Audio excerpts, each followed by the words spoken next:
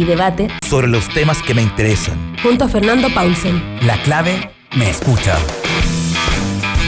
¿Cómo están? Bienvenidos a Combinación Clave. Estamos ya con nuestro primer entrevistado. Él es el diputado Vlado Mirosevic. Diputado, ¿cómo está?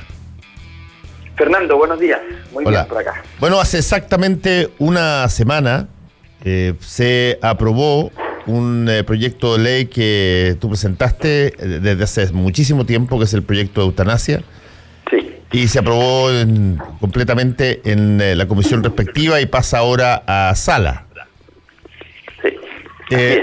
Eso era algo que de alguna manera habían previsto hace algún tiempo ya, que se estaba cambiando un poco la marea en términos de cómo abordar un proyecto que en sus inicios fue tratado prácticamente idéntico que como se trató en sus inicios también a el proyecto de divorcio o la situación de los hijos naturales, que fueron siempre un rechazo tajante al principio y después fueron cediendo de a poco. ¿Cuándo se notó que podía haber una posibilidad de aprobarse?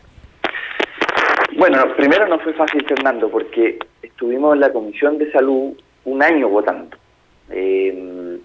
Pero no un año esperando que se votara, no, un año votando.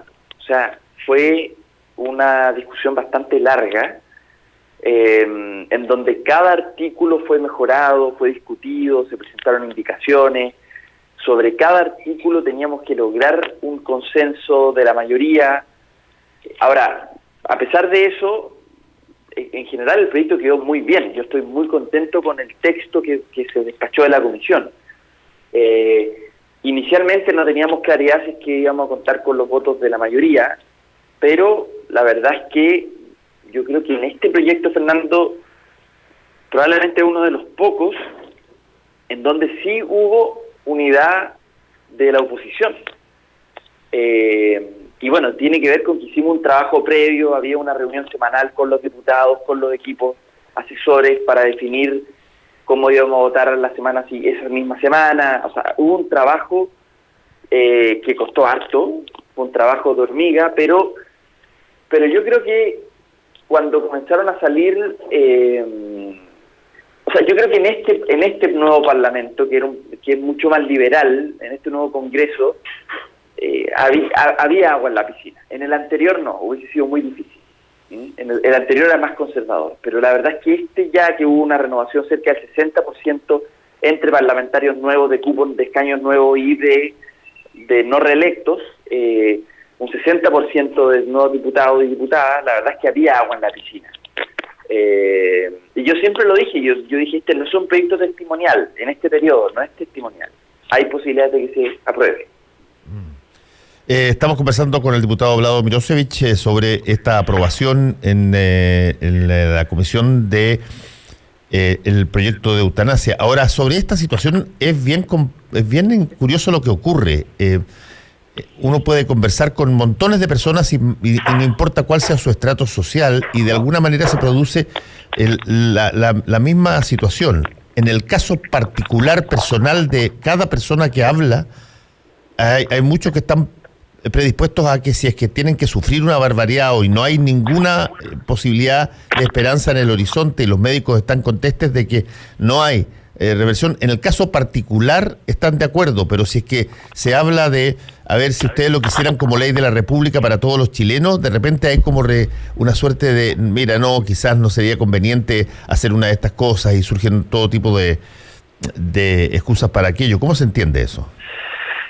Bueno, sí, todavía hay un rezago de un país conservador que tiene una cierta hipocresía, ¿no? Una doble moral, pero la verdad es que cada día menos, Fernando. Yo creo que si uno mira la tendencia de las encuestas, son muy mayoritarias. O sea, la UDP con Criteria hace un par de meses atrás publicó una encuesta que mostraba un 82% de apoyo. Ayer o antes de ayer fue publicado la encuesta CADEM, que muestra un 73% de apoyo. Es decir, ya hay, y también el Colegio Médico hizo una encuesta a los propios médicos, donde participaron cerca de 5.000 médicos en Chile, que también mostraba creo que era 67% de médicos que decían estar disponibles a practicar la eutanasia. Y que estaban de acuerdo también un porcentaje alto en que esto fuera ley de la República. Entonces yo creo que la sociedad chilena ha cambiado mucho. Esto es relativamente reciente, porque yo recuerdo cuando yo presenté el proyecto en 2014,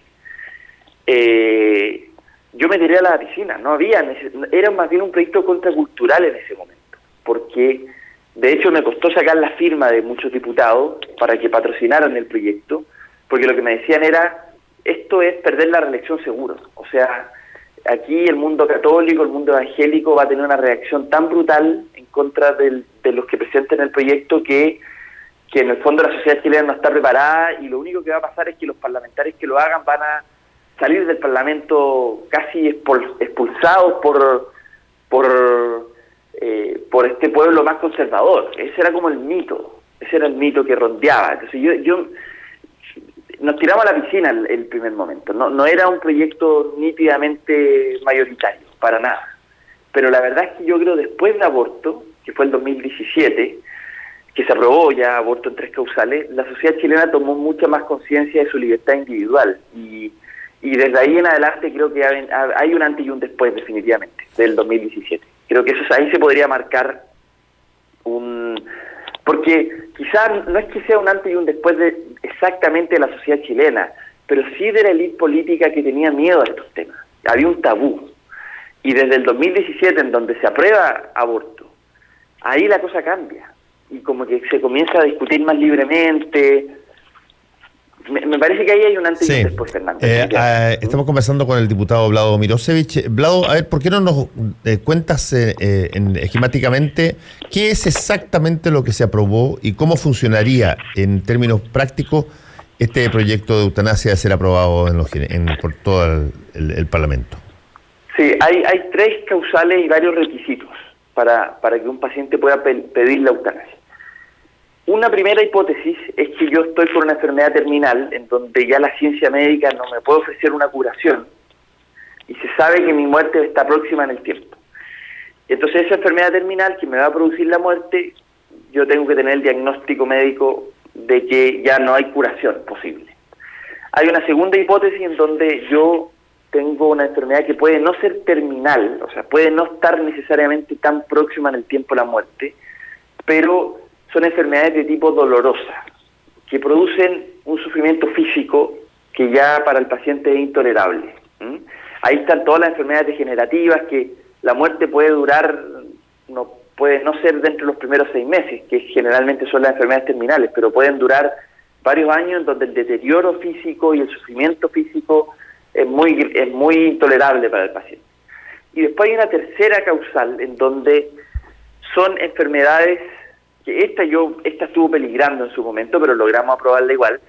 Son enfermedades que no tienen sufrimiento físico, pero tienen sufrimiento psicológico. Y es, por ejemplo, las tetraplegias, donde el paciente no siente dolor físico porque no lo puede sentir, pero sí tiene un sufrimiento emocional o psicológico porque está, como el caso de Ramón Sampedro, el famoso de la película Mar Adentro, 30 años en cama, no tiene dolor físico porque no puede mover más que la cabeza, pero el sufrimiento emocional, psicológico es tremendo. Esas son las 3 causales, tiene que ser una de las 3. Ahora, si es que esos son las causales, los requisitos tiene que ser una persona en donde logramos aprobar que la edad sea 14 años en adelante. Inicialmente era 18, pero logramos un acuerdo que también, ese yo pensé que no había agua en la piscina, pero finalmente lo logramos aprobar igual, que era desde 14 años en adelante con apoyo con acuerdo de los tutores legales, y en caso que no haya acuerdo, con un juez de familia que toma la decisión y confirma si es que ese paciente menor de edad tiene la autonomía progresiva para tomar la decisión, y una decisión madura y responsable de parte de él. Eso lo resuelve finalmente el juez de familia si no hay acuerdo de los tutores legales. Luego de eso, tiene que tener 2 diagnósticos médicos, el del médico tratante, pero adicionalmente una segunda opinión para justificar alguna de estas 3 causales.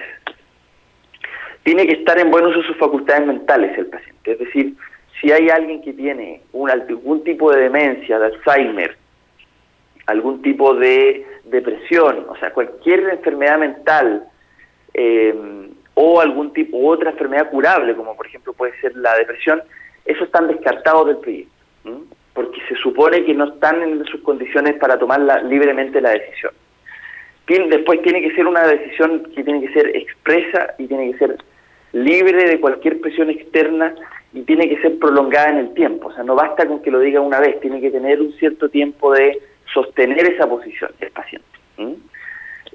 Y por último, en caso de que el paciente no pueda expresar su voluntad, establecimos un registro de instrucciones previas, que es una especie de testamento vital, en donde yo puedo dejar con anticipación mi voluntad.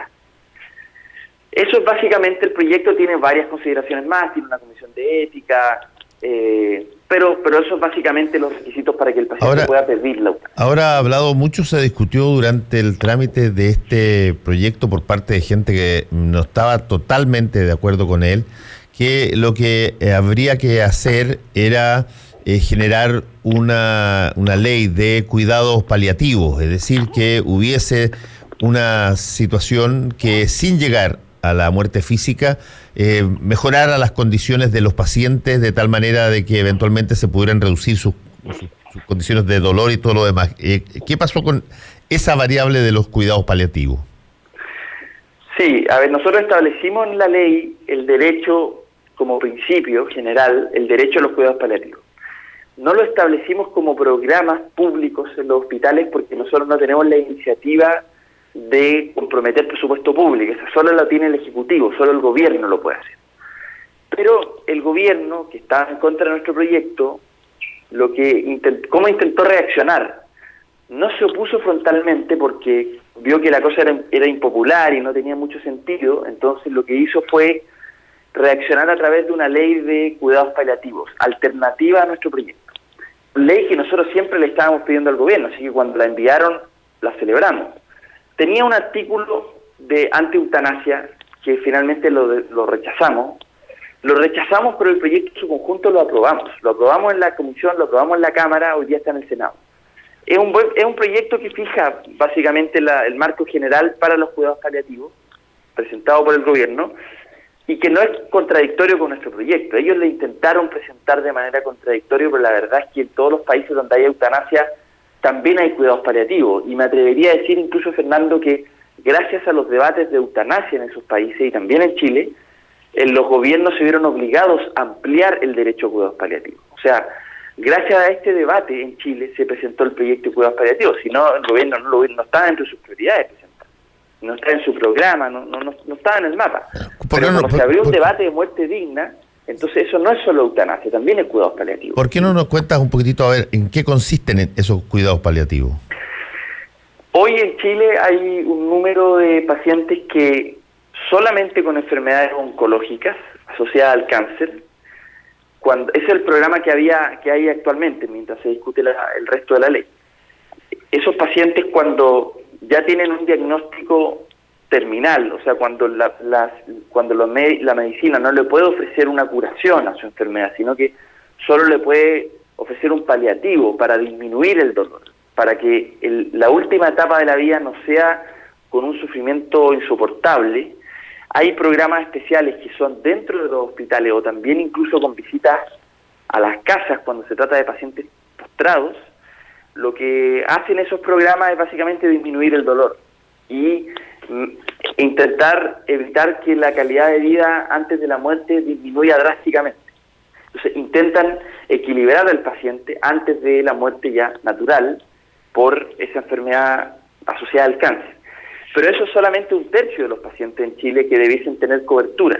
Hay 60.000 pacientes que están sin cobertura en Chile, que no son enfermedades de cáncer, pero son enfermedades que también producen sufrimiento en la última etapa y no tenían cobertura. Entonces, con este proyecto que se aprobó ya en la Cámara y está en el Senado, se amplía o universaliza ese principio, esos programas para el resto de enfermedades terminales, no solo oncológicas.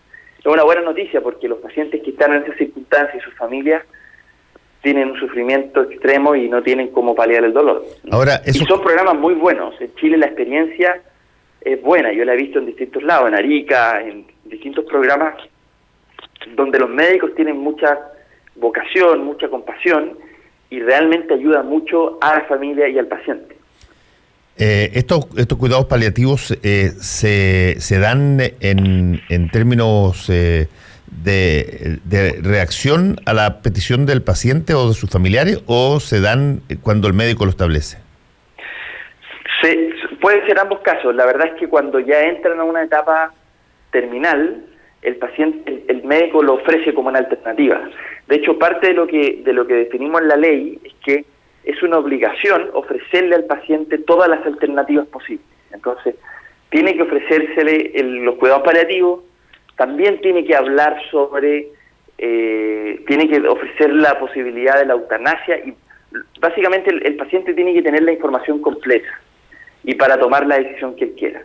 Y puede darse algunos casos en donde los pacientes digan, yo voy a ir al programa de cuidados paliativos, y entre medio toman la decisión de solicitar la eutanasia, o puede ser que algunos digan, yo voy a solicitar la eutanasia desde el inicio, u otros pueden decir, yo solo voy a ir a cuidados paliativos y nunca voy a solicitar la eutanasia. O sea, la idea es que el paciente tenga la mayor posibilidad de elegir libremente y frente a su conciencia qué quiere hacer.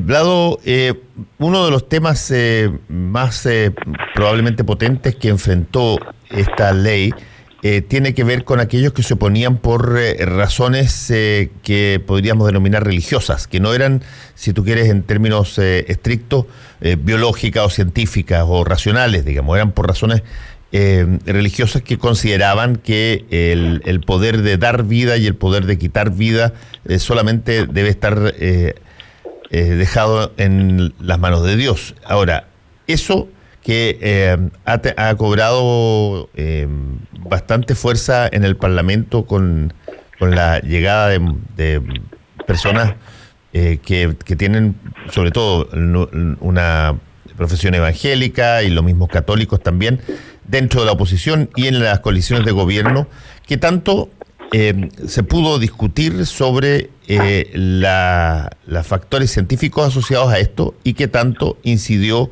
o puede incidir la variable religiosa, como ha ocurrido otras veces. Sí, en la Comisión de Salud al menos el debate fue bastante bueno. Fue un debate de buen nivel.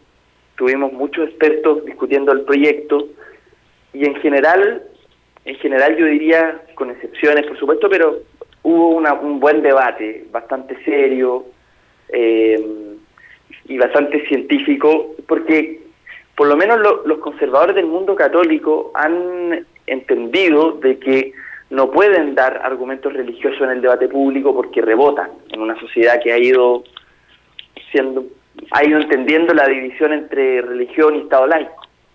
Y eso, en el mundo católico, yo me doy cuenta que los grupos más conservadores lo han entendido, y hoy día ya sus relatos son de otro tipo.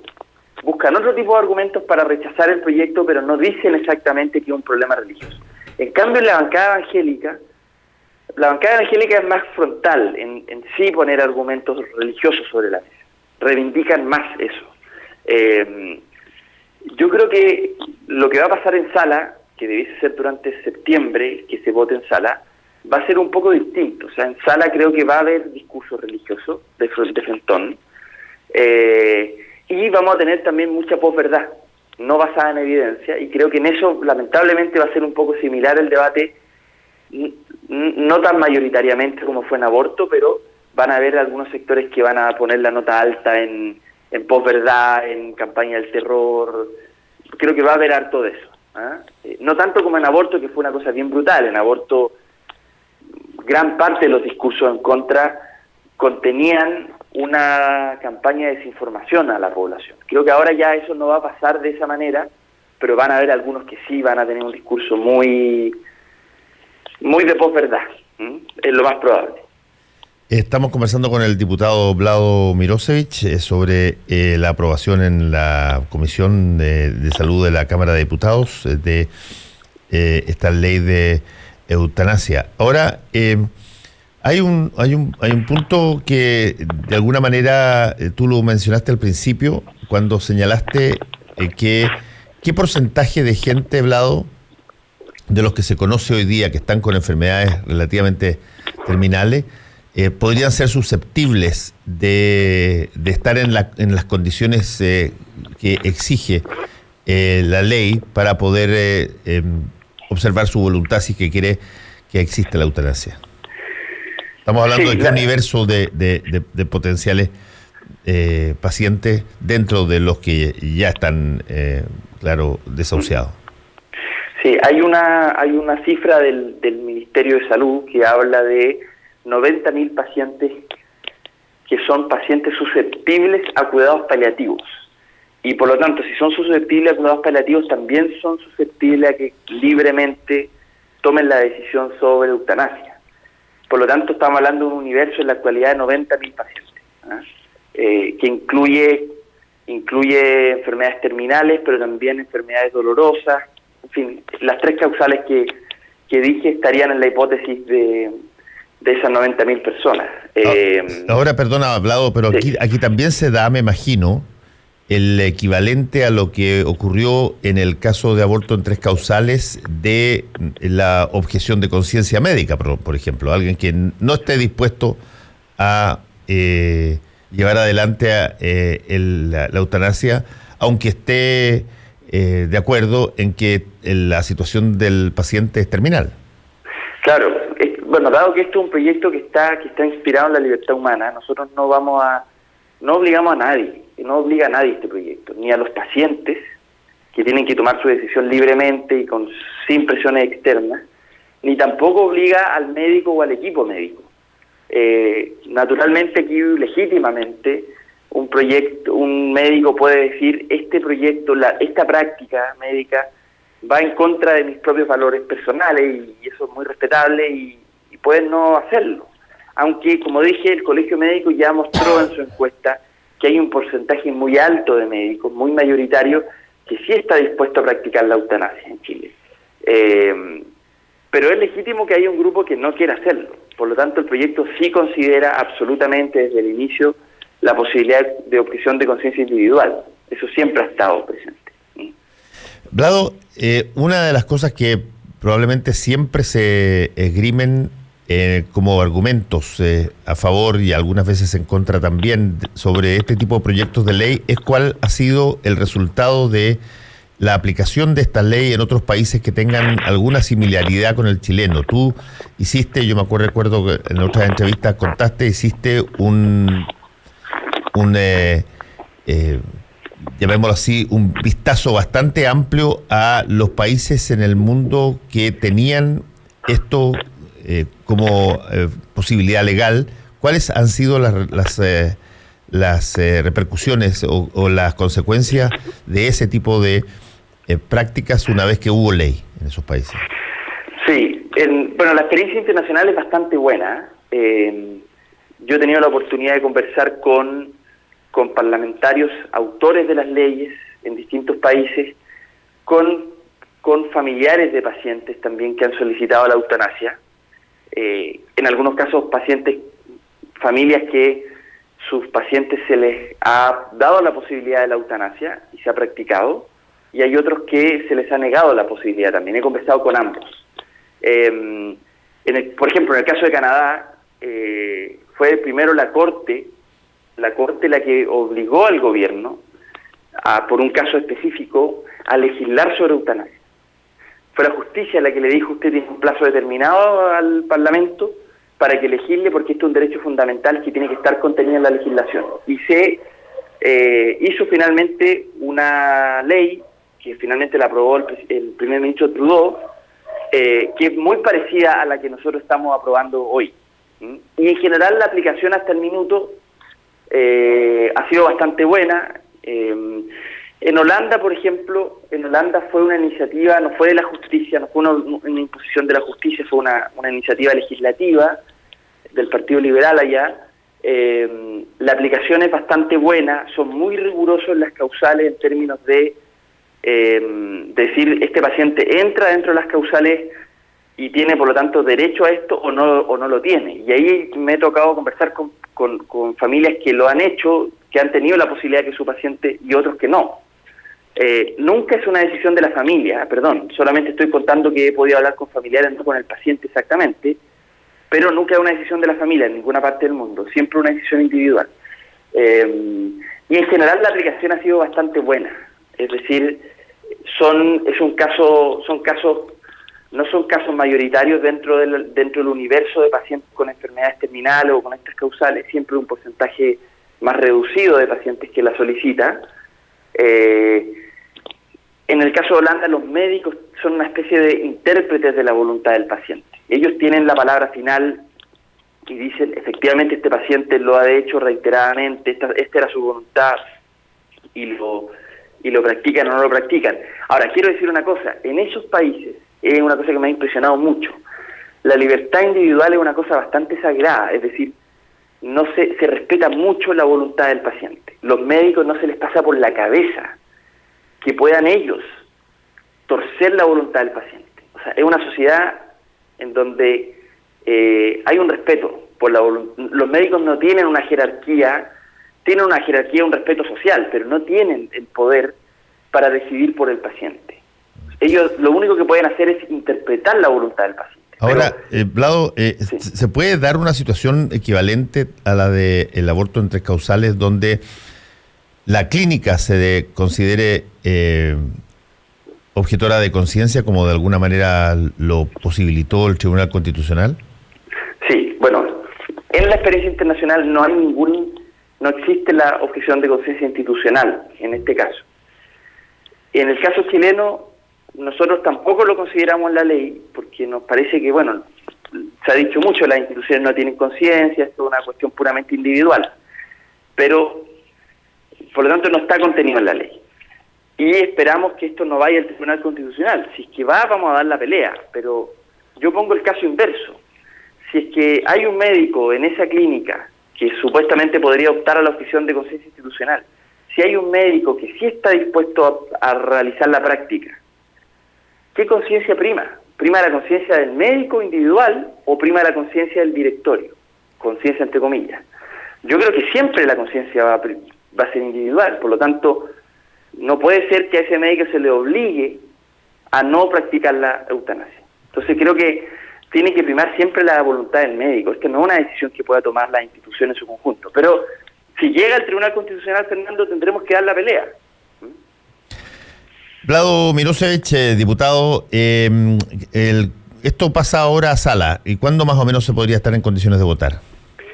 Bueno, esto se puede votar durante septiembre, cualquiera de las semanas hábiles, digamos. Probablemente vaya a ser más bien finales de septiembre, pero no debiese pasar de ese mes. Y el proyecto, como dije, en general, que es un proyecto bastante orgánico, porque logramos tener mayoría en todas las votaciones. No se cayó ninguna causal, ningún requisito, todos los mecanismos fueron aprobados.